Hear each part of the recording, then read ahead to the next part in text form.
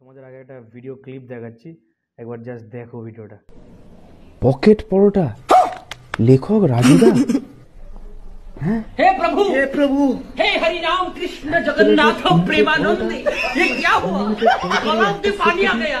এক টুকরো পেঁয়াজ, একটা কাঁচা লঙ্কা, মাত্র 30 টাকা। যাতে হবে না ট্রেনের টিকিটও। মানে কাজ সব ছেড়ে দাও, পড়াশোনা করো। পড়াশোনা তো পরোটা পড়ো, পরোটা পড়ে পরোটা খেয়ে পরোটা বিক্রি করো।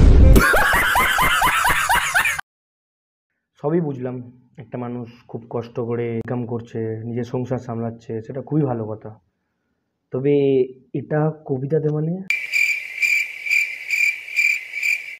তা রাজুদা এত কষ্ট করছে, রাজুদাকে তোমরা এত ভালোবাসো, মানে এটা কি রাজুদাকে ইনসাল্ট করলে না ইন্সপিরেশন বানিয়ে দিলে, কোনটা?